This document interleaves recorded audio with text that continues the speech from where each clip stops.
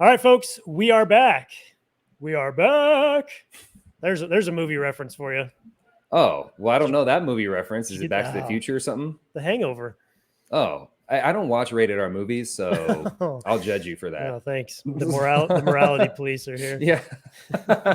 Woo, woo, woo.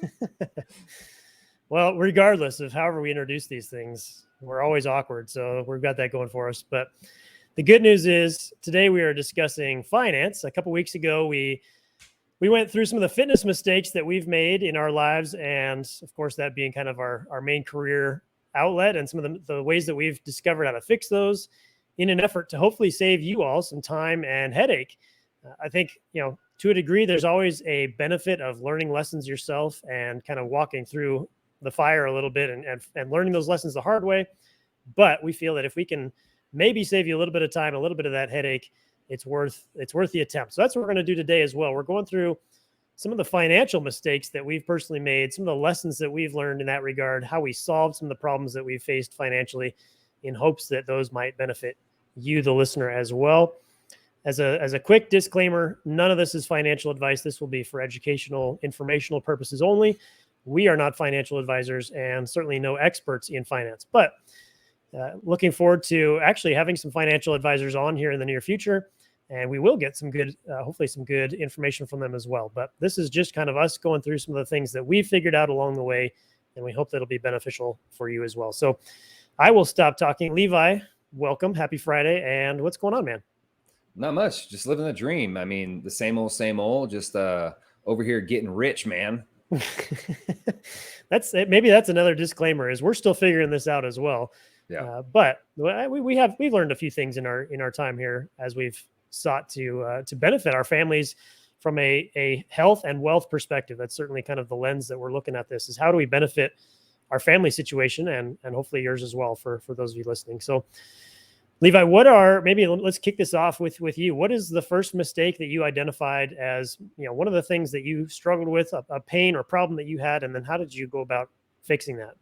Yeah, I think as you mentioned, you talked about health and wealth, and this is also a disclaimer, a reminder that that's relative. Each person is going to be different. So for some, health might be, being in elite peak physical shape, like a CrossFit athlete. For others, it could be just kind of getting on with their day and being healthy enough to get up, to move, to do all the activities of daily living and playing with kids and so on and so forth. And that's very similar to the financial piece as well, where for some, wealth might be making $1 million or 2 million or 10 million or whatever that number might be. And so I say all that to make sure that you have a direction or kind of a goal in mind before you start chasing all of these things, because you need those markers to know where you're at.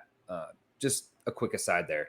As far as mistakes that I've made plenty of them, that is to be sure. But I think the biggest one financially for me, and this is something that I wish I knew when I was a lot younger, and that is our biggest hope in all of this, is can we provide some advice to people that are before us or younger than us, that they can apply these principles and concepts, not only financially, but in any of these things that we're talking about, whether it's relationships or fitness or whatever else. But I wish I knew younger to pay myself first. And I know that's a phrase that you'll use and that you'll hopefully expand upon and share your experience with that. But I found that I knew I was supposed to save. My parents said, save your money. And that's great. It's a great concept to say, but the practice of doing that isn't, I don't think, as intuitive as some might think. And for me, it wasn't. It was, hey, pay your bills, buy the things that you want to do, and then save money. That was the order in which I did things. But rather, I realized very quickly that the only way for me to actually save money is to prioritize saving money. And so mentally, I had to treat it as a bill. I wouldn't not pay my mortgage. I wouldn't not pay my life insurance. I wouldn't not, pay any other bill. So I had to consider saving a bill. And that's how I essentially found the discipline to save and to have some money on the side.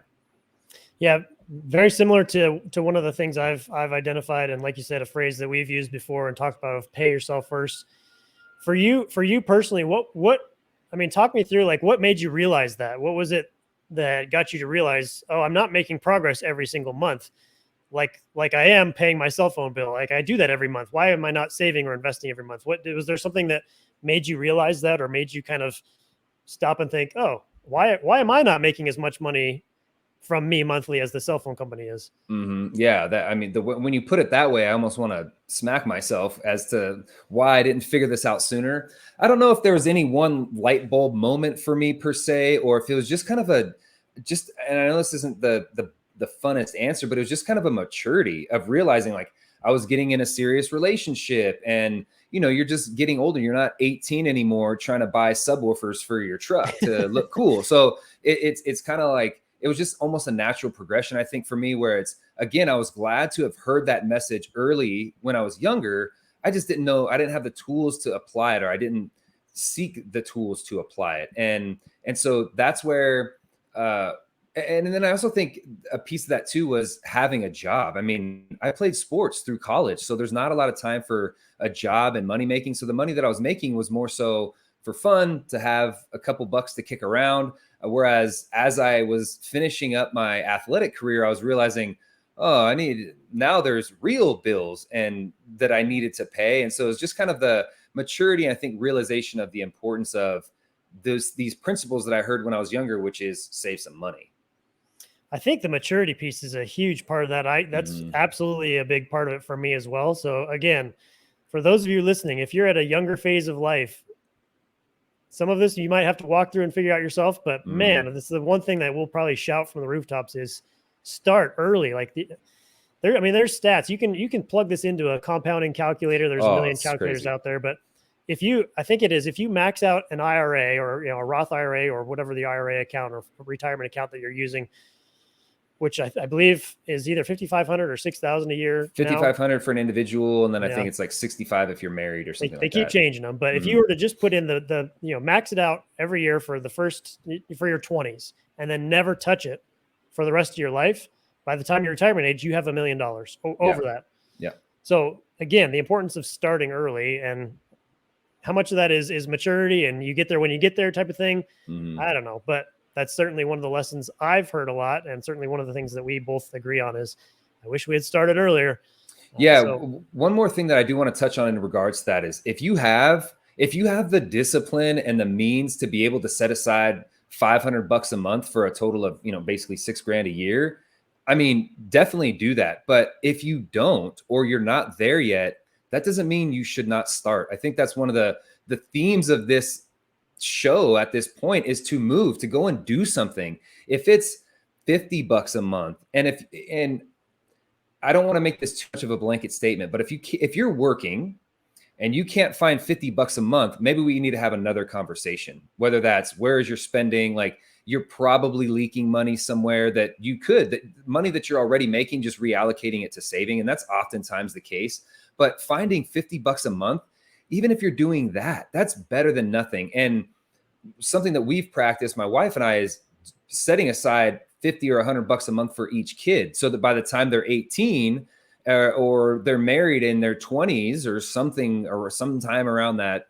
age or whatever, that they're going to have something that we're not having to figure out where to find money to support our children. We're trying to do some of that work now that, we want our kids to work hard. We don't want to we don't want them to grow up with a silver spoon, but we also don't want to be like, you're 18, good luck, see you later. It's not, we don't want to be that way either. And so, a measly 50 to $100. And again, I realize everyone's circumstance is a little bit different, but if you can't afford that, find a way to afford that. And that's something that we would problem solve through with you too. Is there areas that you can reallocate money you're already spending? And 90% of the time in my life and anyone else that I've talked to this about, there is low-hanging fruit that they can simply reallocate money they're already spending.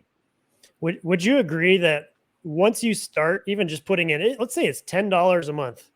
Okay. Obviously that's not going to get you to retirement, but the question I'm asking is, if you start that, if you put $10 in a month into account and you actually start looking at that and watching it and seeing what happens, would you agree that just that practice alone is enough perhaps to get you a little bit more excited about, can I bump that up to 20? Can I bump it up to 50? Like that's been my experience is once you get over that initial hurdle of just doing something, to find out whatever the little thing you can do.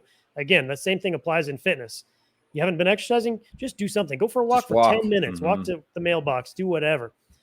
Once you start, you can refine and add, and you'll generally find some additional motivation. You'll become more interested. You'll start reading more and learning and listening to the millions of resources that are out there. But I mean, it sounds like we're probably on the same page there with build some momentum, start small, build some momentum. You'll start seeing things kind of progress from there. Yeah, and if I may, I don't even know if it's so much about the result that you're getting from walking 10 minutes a day. You're probably not going to see that much benefit. You're not going to see that much benefit from saving 10 bucks a day. But for me, as I think about it, it's not the amount or the activity or whatever. It's the fact that you're just stinking doing it. Yeah, the practice. So then it's not so much, oh, I want to see what $20 does and $30 does. It's, oh, I know I can set aside money, and now it's just scaling it up where now, so it's not so much what $10 a month is giving me, because let's be honest, it's 120 bucks a year. And that really, not to be negative and say it doesn't mean anything, it's at that point when it's at that volume, it's not the amount that's changing you, it's the discipline that's changing you. And similar with exercise or, fill in the blank, it's the habit, the practice, and the discipline of whatever that thing is that will long-term get you to where you want to go. Even if in the moment, that smaller amount's not going to get you there. But real quick, in addition to those small amounts, and what really changed the game for me was making things tangible. And so, I worked at a bar when I was in graduate school, and I got paid cash. And so even though I might have only came home with $100 in tips that night, it was very tangible. And as small as it seemed, it was 10 bucks to saving, or 10% to tithe, 10 to 20% to saving, 60% to bills, and then 10% to spend. So those were kind of like the four categories that I typically had. And even though that $100, I only put a $10 bill in tithe and a $10 bill in savings, like that was only one day of working, 15 days that month, though. Now it's 150 bucks that I'm putting aside. And it's, so it added to, I was able to see that incrementally because it was day by day rather than a little bit larger zoomed out, or a little bit larger time frame of a month at a time. So I'm 10 bucks a month isn't enough, but 10 bucks a paycheck or 10 bucks every time you get paid could be enough. So, but again, it goes back to that point that you raised about the whole idea of starting is to create the habit, create the practice. Then the idea would be basically from that is going to stem. Oh, this is not enough to retire on. The wheels start turning and saying, okay, I need to find a way to make more money. And that then begins the next step of, okay, well, if the goal is whatever my number is at the end, how do I get there? Kind of reverse engineering, set up your budget, figure out a way to, whether it's get another job, a side hustle. There's a million things on the internet now about ways to make money using digital, whatever. Like there's plenty of things out there that anybody can do to make some extra money. And if you make a little bit here, add that to your retirement or whatever your investment account is. And then the next time another income stream comes in, you keep snowballing that. And it's a one, Dave Ramsey talks about snowballing debt. You can do the same thing investing, and it's actually a lot more fun too.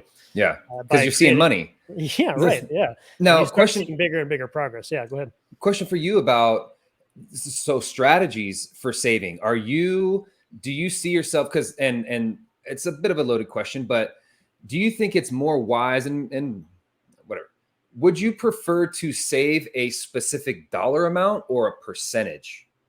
I think percentage, because your dollar, it's going to change as you get a raise or get a different job, but the percentage you can keep with you forever. It scales with you, right? So it's the discipline of saving 10%, not $100. Because like you said, what if you do start a side hustle and if you're not saving that, or if you've gotten to your goal of $100 and it's like, you could save more. And so, I think percentages help scale the long term. If you need to start with just an amount, fine. Start however, but I think what we're both saying is that what we found most successful for ourselves would be more of a percentage base versus a lump sum or a sum amount. Yeah, agreed. So you mentioned tangibility, right? And how that played a role for you. One of the things in line with a lot of these themes, start early, build momentum, et cetera, is this is long-term thinking. And that's where a lot of people get tripped up. The idea of pay yourself first, right? You have to pay your cell phone bill, because if you don't, you lose your cell phone, right? Mhm. You have to pay your mortgage, because if you don't, someone else, the bank's going to come and take your house. If you don't pay yourself first, what happens? Nothing right away, right? There's a very long delay. And so that's where, again, for me, the important piece of starting to think about this, I wish I had thought about this earlier. It's a long-term behavior that there's no immediate pain that I feel if I don't pay myself for 6 months. But I have to start thinking about future me and future my kids and wife, and that's where the pain is felt. And so, again, it's just an encouragement to be thinking about what's the pain of not paying yourself first. It's future hurt that you really I don't think want to be in, and that's the tangibility. It's harder to hold on to that, because again, you don't lose something at the end of the month like you would if you don't pay your cell phone. But rest assured, there's some pain if you don't pay yourself. Right. And no one's coming to do this for you, so you better figure that part out. Yeah, but as a person in your 30s though, or how do you get that to the point where so we know this at our age, and we're saying we wish we would learn younger. And I wish that if someone told me something day one, I would absorb it, go, yep, there.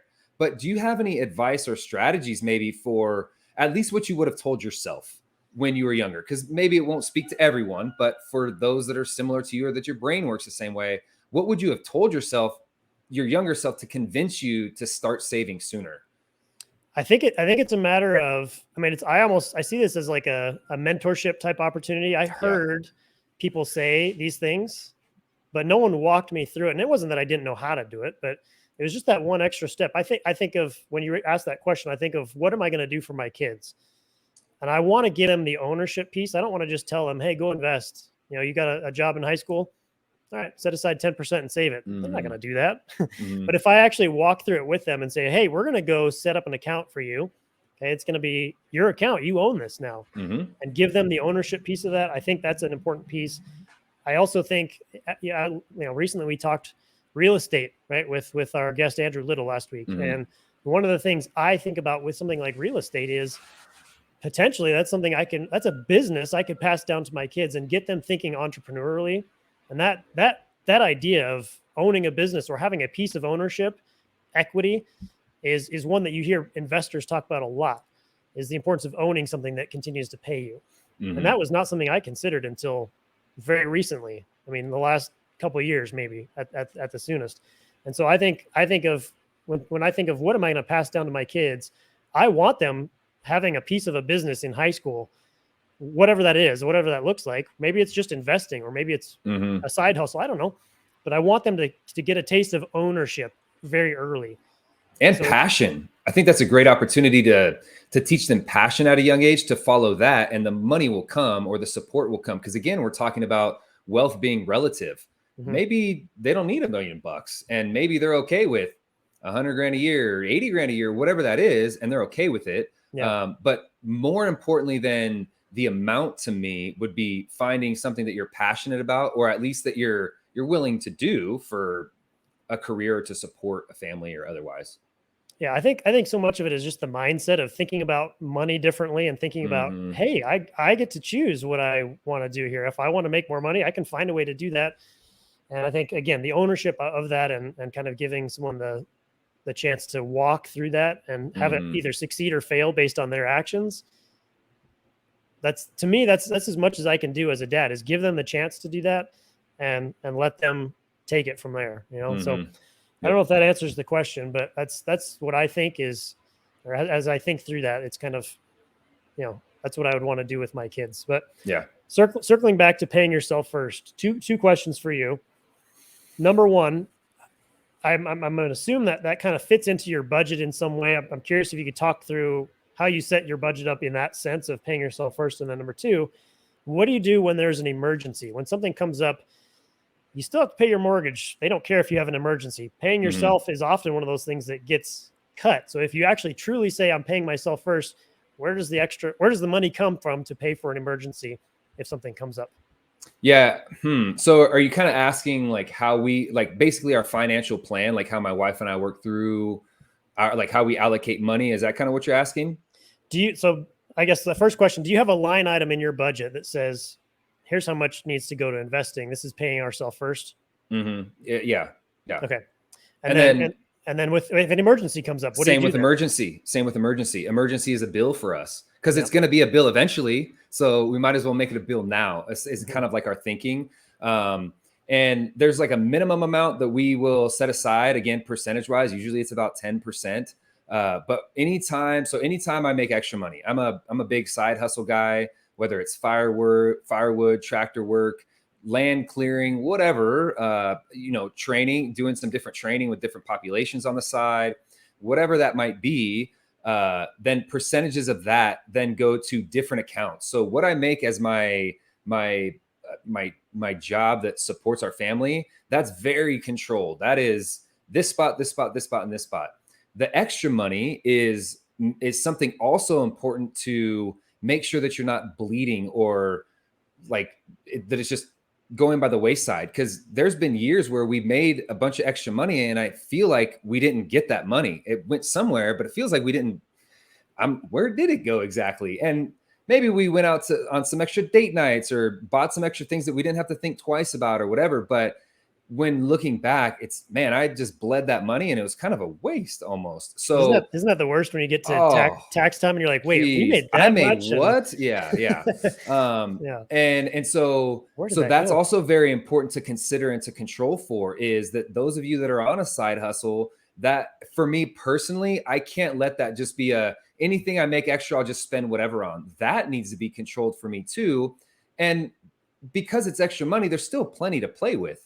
It's just that, hey, I need to take then an extra. So if I do any tractor work, for example, immediately 10% off the top goes to maintenance. And I just set it aside, because at some point when I'm doing all my filters and all my oils, that's $350. And I don't want to just have to, fortunately we have that somewhere, but I don't want to dip into something else when I could have already had that established. So there's that, for example. But emergency also for vehicles and all these other things, we have a pot for that too, to make sure that if we have to get tires that are $1,500 because of the machines that we have around here, it's not oh man, it's more of a dang, we depleted that fund. But it's so crazy how fast it gets built back up when you've made those very intentional decisions to set aside money. And lastly, another area that we've had to, because this constantly changes. It used to be like savings only and emergency. Well, now it's like homesteading, it's chicken feed and dog food and maintenance of, some of the outbuildings that we have that facilitate the animals. And then another one that we title is Project Fun. It's stuff that we want to do around the house that's going to cost some money. So that's now another bucket that we put a percentage of money into. And then after that, it's all fun. And that we can kind of blow with impunity and have a good old time. It's fun. And it makes spending money way more fun, because you can get a little bougie, but you also know that you've saved and you've earned the bouginess. Exactly.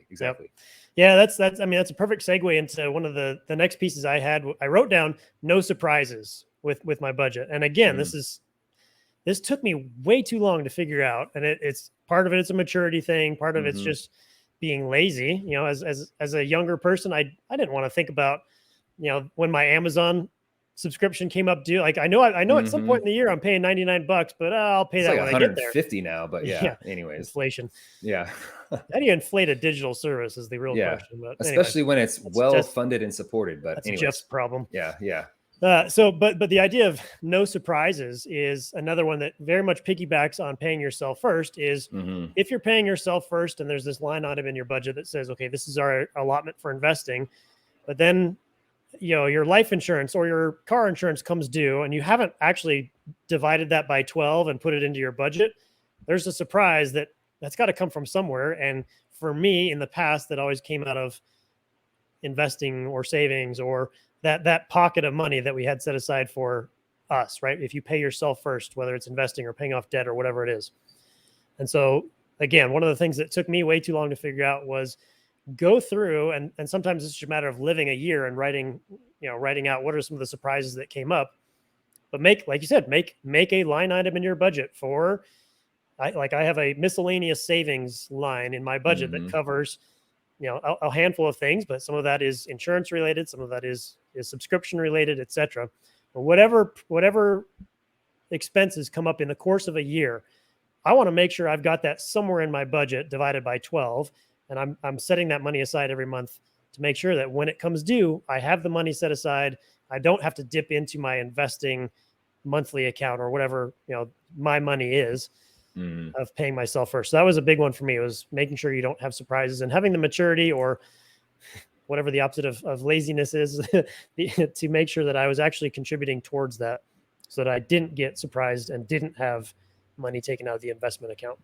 Yeah. Now, so what we're talking about here, I feel like it's not high level from the standpoint of like, there's way more complex and way more complex methods to do some of this stuff. But what would be something then? We're talking about younger people.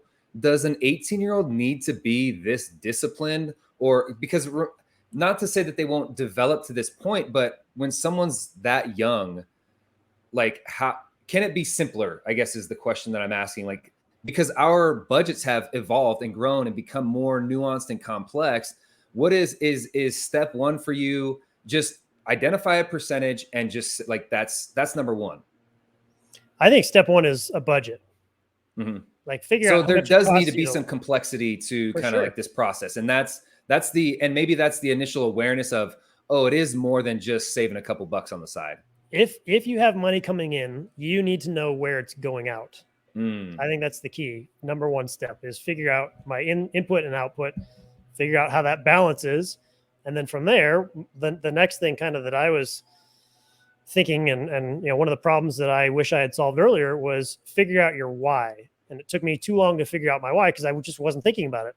My brain was not in that space of what do you want financially? What do you want your life to look like financially? I didn't think about that until recently, in the last few years, because I was pursuing school, career, and it's like, all right, this is what I got to do to get to the job that I want, to then make money. And it's like all those years I could have been doing other things as well that would have helped me get there a lot faster, but I just wasn't thinking about that. And so another part of starting early is start dreaming early, start reading financial books and listening to people. If you have any care about your your family's financial future, you should be learning. And there's so many resources out there now for free, or you can buy a book or listen to someone speak on YouTube for free or whatever. But start thinking about that earlier, because it took me too long to figure out my why and kind of, as many of the things we talk about, of like, you may not be able to change everything in your life, but you can make sure you change some things. Like you might have this goal in mind. Maybe you don't ever actually get there, but you can get closer to it. Right. And thinking through that sort of thing financially, of what is your why, I think is a very important piece of that. So that doesn't answer your question about simplicity, but what are your thoughts on the simplicity piece? No, what I'm getting is that there are no shortcuts. Just so the simplicity is just starting. Again, not to beat a dead horse on that, but simplicity is just a start, and then it will evolve as you go. And it's just do a budget. It can be a very crude budget. Like I said, for mine, it was I had a bills bundle. I knew generally what my bills were, but it wasn't like now at this point, it's an Excel spreadsheet that says phone is this much, gas is this much, propane is this much. Yeah, exactly. And that I would say day one, you don't absolutely have to have, but you do need some time. Like I know it's going to be about $2,000 for my essentials a month. So definitely be setting that aside. Now, the more intimate you are with what those things are, then that's where you can begin to learn how to reallocate money you're already spending. And I think that's the value of specificity for me, rather than kind of having a bundle of bills that I know are X amount. If it's, well, I want this thing, well, then maybe you can cut your Netflix and cut your one other monthly subscription that frees up $20, $50 that you're already spending. And then, so when it gets to that point, that's when I think you really need the specificity. But to begin, if we're looking at a shortcut or whatever, it would be to just start saving some dang money, like first, before you like make that a priority, I guess. And then a general budget. Yeah. So I'm kind of curious, what was your why and how did you figure that out? Or were you similar in that it took you too long to figure out the why aspect of why any of this matters versus like, you can, if money's coming in, it's fun to spend it, but beginning to think about kind of longer term investing and setting up your family and things like that. When did you start thinking about that, and what was the why that drove that? It's the spirit of this whole thing of what we're doing here, which is family. I mean, that is the spirit of all this. It's not about me. If it were just me, I don't really care if I'm in debt. I don't really care because especially in today's day and age, you can be in debt and have everything you want. So it's like, you don't need to, as a single individual in today's time, hang on, time out. I was going to go off the ledge here and say that if you're single and never plan on having kids or getting married, you probably don't even need to save. You could just rake up that credit card bill and have at it, man. But let's be honest, that's not a healthy, smart, sane choice. So I'm not advocating that's for that. Definitely not financial advice. Yeah, I 100%. So I say that jokingly, if I'm being honest. I know. But I mean, but at the same time, in a serious manner, if it's just you, you can do whatever you want. What really made me mature was a girlfriend at the time who became my wife. And then what ramped that up even more was one kid, and then ramping that up even more for two kids. And then now it's like my why is family, but then it goes beyond just my wife and my kids. And now I'm looking at generations or legacy of grandkids and great grandkids. And can I do something now that will give them something in the future? And quite honestly, it's not money. I don't think the money that I make today will be there for my maybe even my kids or grandkids, but I can give them tools and principles and practices that will surpass all of that stuff. So does that make sense? Like my why, my why didn't come about until I was accountable to someone else. If it's just me, it's one thing to put myself through suffering and being like, I wish I had this or that. But when you then have someone else to care about or care for, it changes the game, which I think is why the argument for being in a relationship has value and importance beyond just that actual relationship itself, but it's the global kind of outcomes of having that responsibility. How about for you? That word is the responsibility word of taking on more responsibility is exactly where my brain went. And then it makes me think, well, there's an element of just biological maturity in that. Obviously, if you're 12 years old, you're not going to go start a family in today's day and age, right? But are there things like, for example, what are you going to tell your kids about that idea of responsibility? Like for me, right? Kind of the question you asked me of if I could go back and tell myself something different. Well, we have the chance now to tell our kids something different. We can't go back and change our own lives. We wish we'd have started earlier. I mean, where is that line of telling your kids something? Hey, you should start earlier. I promise you're going to get to be 40 years old and wish you started earlier. That kind of falls on deaf ears. Is there a way that we can actually, this is the question you asked me, but I guess I'm flipping it back on you, but how do we do that, man? I feel like that's one of the key aspects of parenting, of how do we get our kids to realize what may only come through maturity, or do they just have to walk the walk? Walk the walk for sure. Yes. But I think as you're asking that, I'm thinking of this kind of phrase of the responsibility of contribution. They're not going to, but here's the thing, in some families, a 12-year-old might contribute financially. I know that sounds crazy, but that's a possibility in some parts of the country and parts of the world. So I'm not going to put that responsibility on my child because they don't need to right now. I don't need my children to financially contribute. But what I can do is, one of my side hustles, for example, would be firewood. That's how a lot of people heat their houses up here, or they at least like the ambiance of it.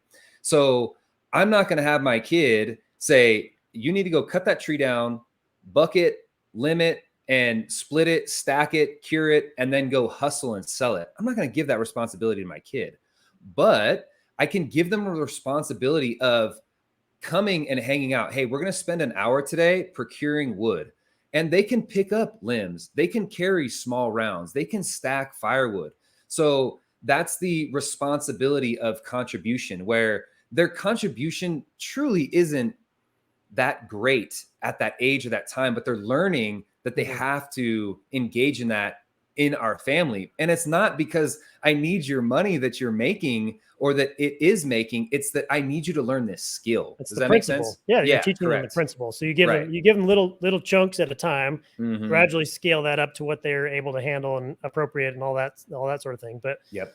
yeah, that seems to be the right approach is give them little bits of responsibility that scale. Right. And that is age appropriate. Yeah. And that's going to vary too based on kids and maturity and personalities and all that stuff. For example, like my son is a collector, but he also kind of likes to spend money. So now I need to find a way to teach how can you save but also have fun money, and like we're getting to that age. He's 8 Yeah. years old. Like how can you contribute to your community? And that's through tithing. Like I don't expect him to tithe and go up to the elder of the church and like, here's my 10%, but he can absolutely go and buy something for a kid in the community or an organization in the community. And that's something that can absolutely be taught, is absolutely achievable. And in fact, I would make an argument is this just critical for being someone in society. Like the sooner they can learn that, the better. Plus you get the fun of, again, tangibility, seeing and feeling the result of Yes. giving, and the experience that leads to and brings is much longer lasting than Mm-hmm. the experience of buying something just for yourself. Correct. Which That's is right. Again, a fun principle to get to teach to our kids. Mm-hmm. And maybe do both. Like Yeah. buy something for yourself, but make sure that you're buying something for someone else too, whether it's your sister or your mom. Like buy your mom some flowers. You know what I mean? And but those are also areas that we can be good stewards of our resources and be great examples for our kids too, which is, Yeah. we got to lead from the front here. Like I said, my parents said to save, but they didn't show me how to save. And I know that I don't say that as an excuse, but as a reality of what you tell me to save at 12. Well, did you take me to the bank and say, here's where you save it? Or, you know what I mean? Or did you take that tangible amount of money and set $1.20 or $2 aside? And then, whatever. I think there's a real value in maybe you don't open up the whole budget and show every line item, but walking through the general principles of that. You hear, this is something I was thinking about this week, was so many times I hear, oh, they didn't teach me that in school. Guess what? As a parent, you have the opportunity to live it out. And that's the best way of teaching that we've discovered, is by actually practicing and walking it through together in a mentoring type relationship or a parent-child relationship. Walk it out and live that. And that's exciting that we get to be able to do that and kind of break that cycle of, no one taught me. That's on us as parents. We get to teach them. And I hope what people are hearing here is that we're now going beyond just the financial piece. What we're saying is, like, whether it is in your walk, in your spiritual journey, in your finance, in your fitness, in your relationships, like we as the parents are the beacon for that. And so, yes, for finances, because that's what we're talking about, but we need to be that example in all these other areas as well. So I think to your point, it's a strong one of, we didn't learn it in school. Well, I shouldn't be fielding that out to school anyways. Right. Like I need to take care of that at home. That should be not an excuse that I hope that my kids aren't able to use that as a reason. I shouldn't say excuse, but use that as a reason. Yeah. So here's a great exercise, by the way. And this is something I think you can get your kids involved with, for those of you who have kids, but it's also an exercise that I wish I had done earlier. And again, a lot of this is just maturity and adding responsibility. You kind of figure it out along the way. But this is, we've mentioned this before. Andrew likes goal setting.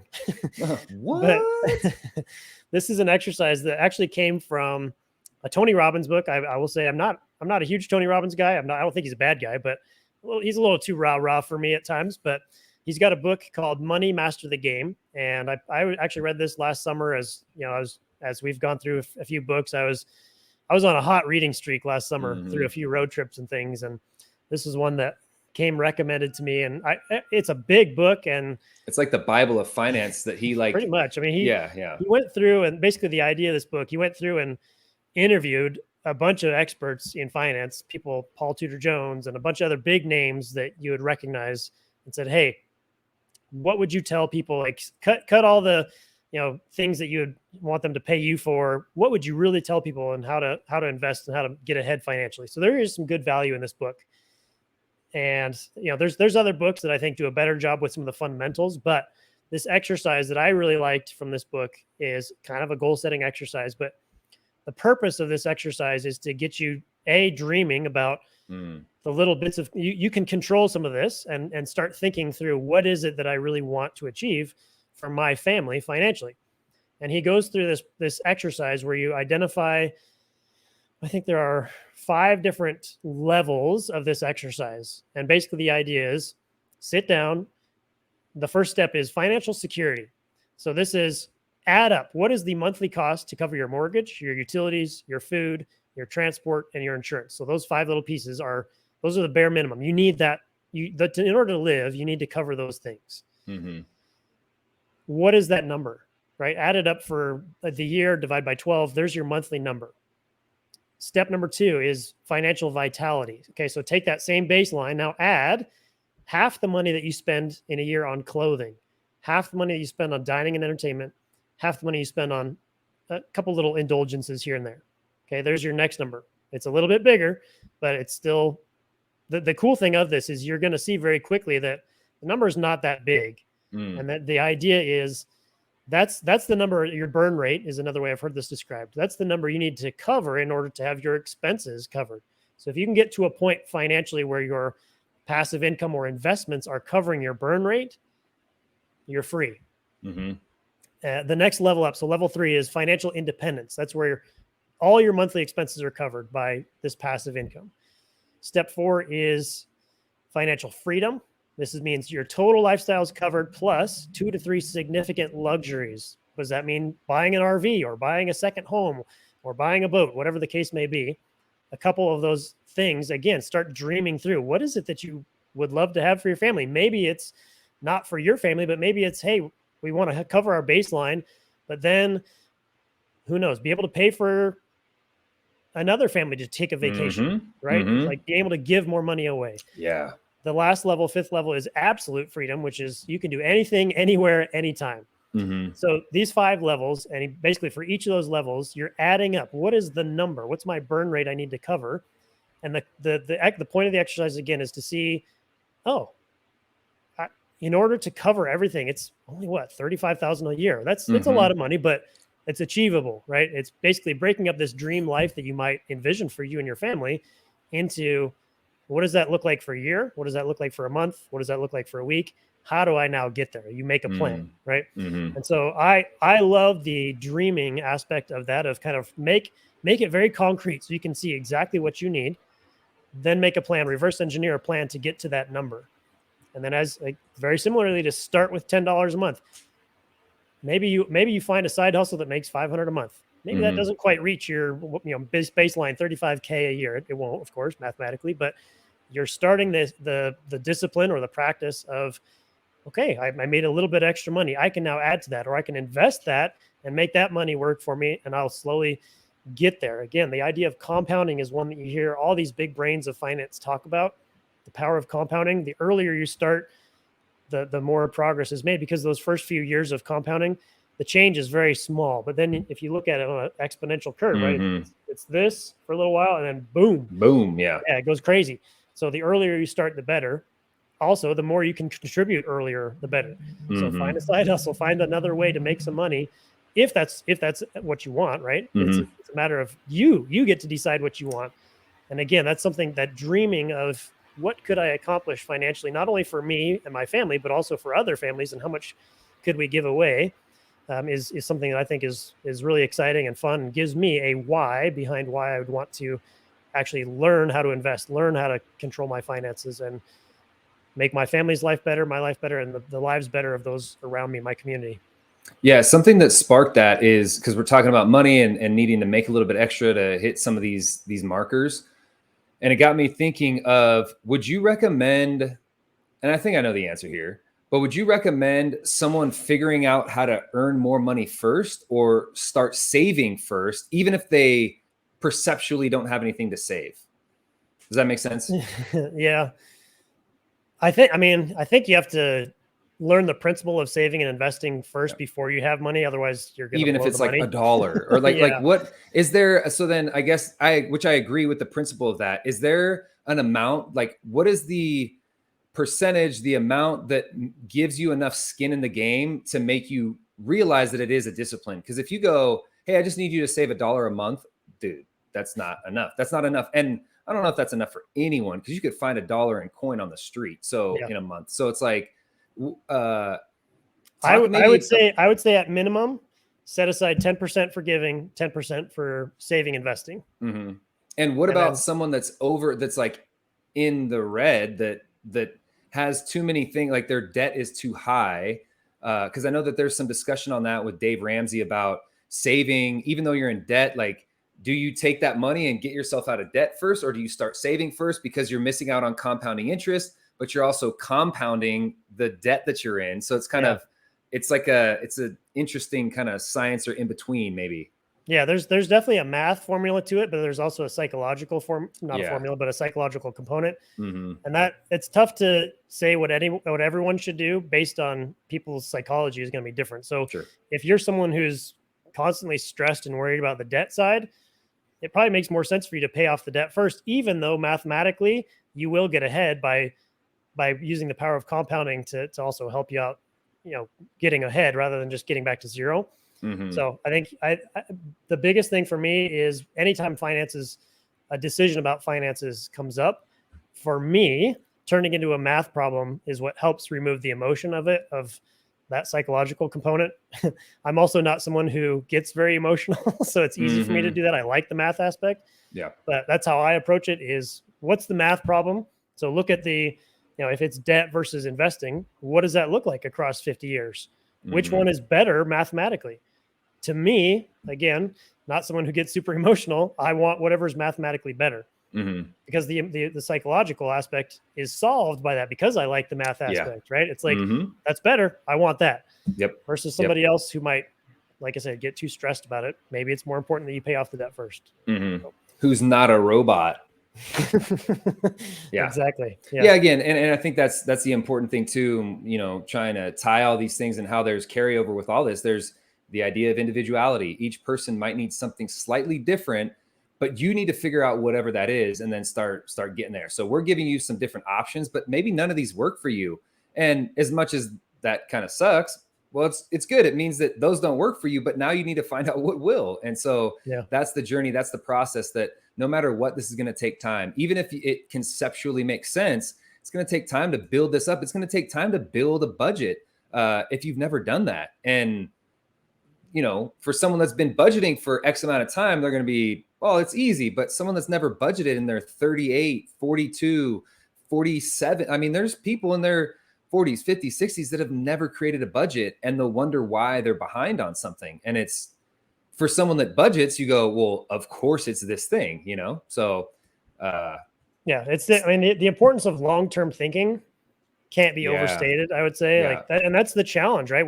Our brains don't work long-term very well. Like this is Mm-hmm. probably a pretty relatively new phenomenon that we have to deal with. If you look kind of ancestrally, living to age 90 or 100 You're or just trying to find dinner. Let it, like, now we're, oh, in 30 years, I'd like to be here. right. They're just like, how do I find a safe place to sleep and eat today?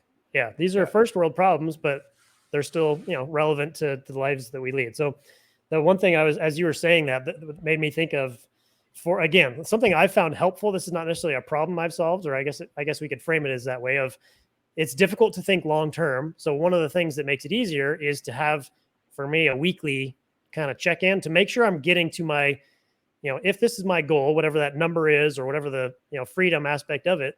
Mm-hmm.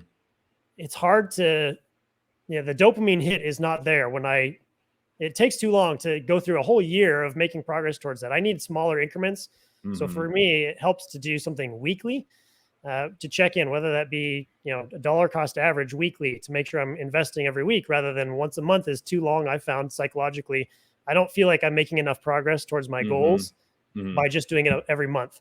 And so I've found, at least for where I'm at currently, by investing dollar cost averaging, paying myself first every week, I feel like, okay, I've made progress.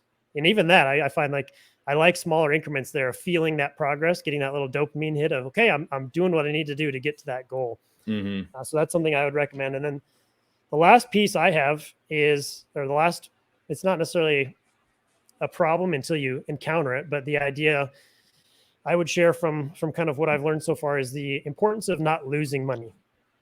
And what I mean by that is if you look, again, looking at math problems financially, when it comes to investing, if you lose 25%, so there's actually, I wrote these down ahead of time because this is one of the things I wanted to highlight. But if you lose 25% on an investment, right? Let's put money in the stock market. It goes down 25%. That's a huge hit, of course, but a lot of times people don't realize the importance of protecting the money that you've earned, right? If we say that step one is get the money from a job or side hustle, you also need to learn where to allocate that. And we're not going to tell you where to put that, but make sure that where you're putting it is safe, which means diversify it. Because if you put it all in one thing and that loses 25%, you need to make back 33% to get back to zero. If you lose 40%, you need to make back 67% to get to zero. If you lose 50%, you need to make back 100% to get back to zero. If you lose 90%, you need to make back 900% to get to zero. Do you know any investments that return 900%? If you do, let me know, because I'm in. Exactly. I'm in. So again, it's like this is one of those things that the big brains, they talk about compounding, they talk about protecting your wealth.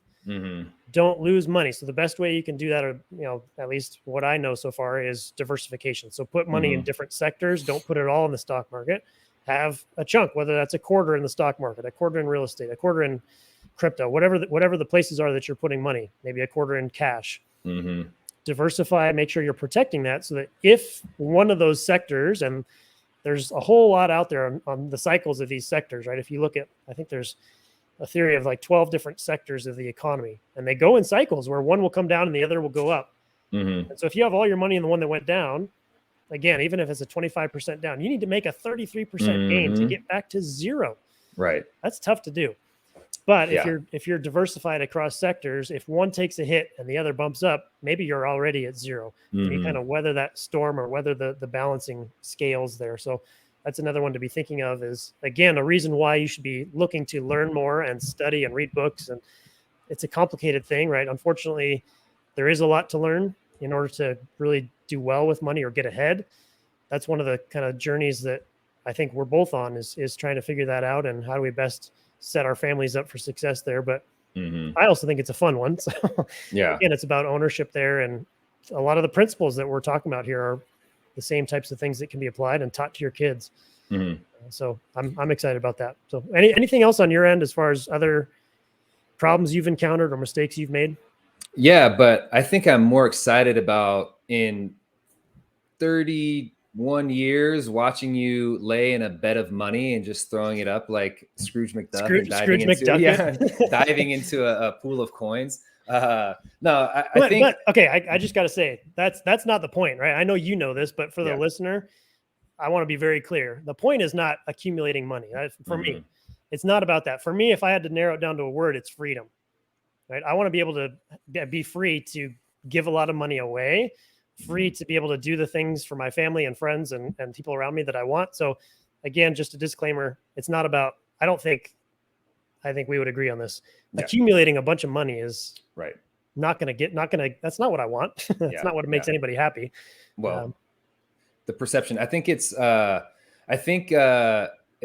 forgot who was talking about it, but it was basically the idea of, I'm going to butcher it, so I shouldn't even have brought it up, but I'm going to wrestle through it. But it was kind of like this thing of, you set the goal to make $1 million. And when you get to $1 million, it's usually never enough. Like, you'll either go, oh, I didn't need the $1 million to find happiness, or it's $1 million doesn't make me happy, I need 2 million.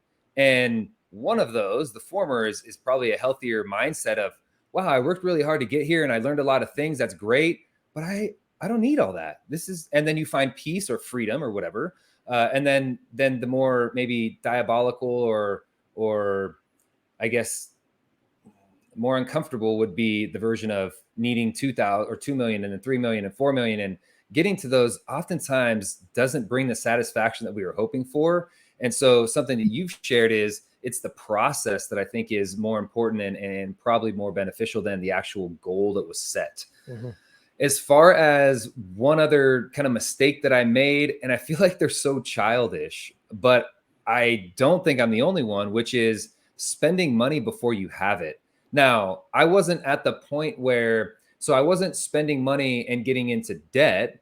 But if I knew, for example, say I know my monthly nut is 2,000, I need to make 2,000 bucks, and my job makes me $2,000. But I went and sold a couple cords of firewood, so I know that I got $1,000 coming in.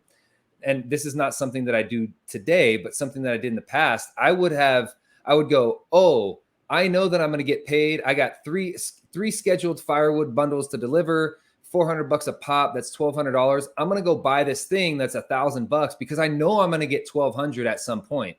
And that's one way that money leaked. And I wouldn't even say was leaking. It was flowing out, was knowing that it was coming in, but spending it before I got to see it, and then getting to choose, do I actually want that thing or a series of things that cost X amount?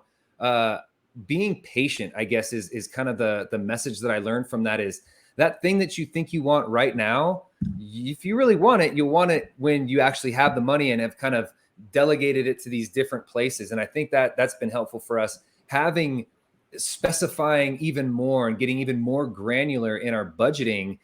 And the specificity is really been a great tool in being able to do that. And one of those buckets or veins or whatever you want to call it, where we put our money, is kind of reckless spending, where it's, who cares? I want to buy this today, right now, impulse buy, doot.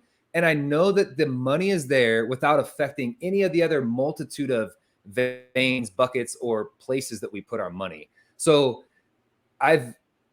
so maybe I guess I still do it, but the money is already there because you've learned to control it though. Yeah, but I've learned that, hey, if I want the freedom to be able to buy something when I want it with reckless abandon, I need to have the money there. So even though I know money's coming in to replenish what I have, it's already there. Does that make sense? Yeah, absolutely. So I guess I still do it to a certain degree, but the money's already there. I'm not saying, oh, I'm buying this because it will be there. It's already there, and then it will replenish.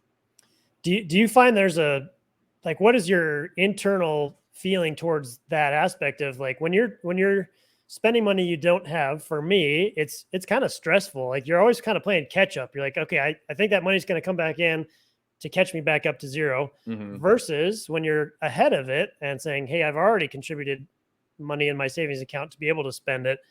It's a whole different ball game psychologically. So I guess maybe I do have some emotions in here about that approach. But do you experience any of that, where it's, playing catch up to the money that you've already spent before you got it?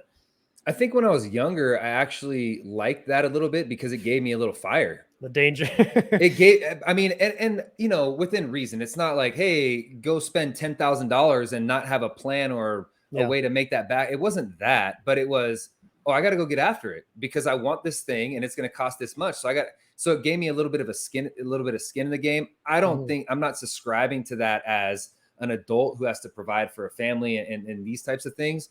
But when I was younger, I think I did like it a little bit because it made me get after it. It gave me a little bit more purpose. Yeah. Because again, when you're young and you don't have any other responsibilities, that it's harder to find the purpose. At least it was for me at that age. So living dangerously. I like to live on the edge, man. Yeah. There was a little bit of that, but well, I'm glad you came through it on the other side. Yeah. I get where you're coming from, but that one can also snowball. But the thing is when you're 18, it's $100, $1,000, a couple $1,000.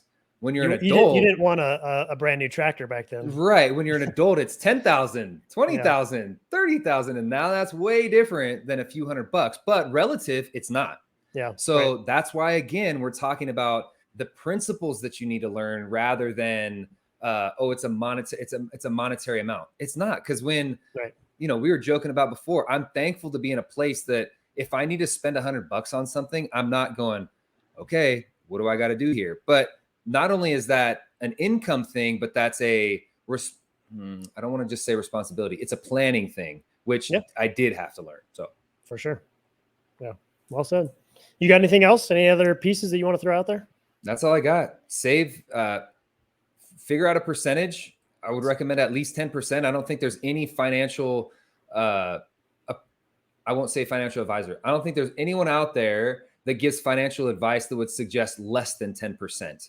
10% is enough to get you skin in the game. Yeah. And so I'm not, again, this isn't advice, but I would recommend at least 10% and What you're starting there. doing is at least Yeah. 10%. Yeah, exactly. Yeah. I would start at 10%, and then start, right? That's the yeah. big key that we keep hitting Yep. is just do something. You'll figure it Mhm. out along the way, but the That's sooner right. you start, the better. Indeed. Good That's all I stuff. got. All right. Well, folks, I hope some of the lessons that we've learned have been helpful for you as well. And we'll keep you posted on the future lessons that we keep learning as we look to kind of build on this process and build for our families and the communities around us. And like I said, we've got some interesting people coming up that will be able to provide some more specifics and maybe some financial advice. We'll see, but we'll look forward to that. Other than that, thanks everybody for joining us. Until next time.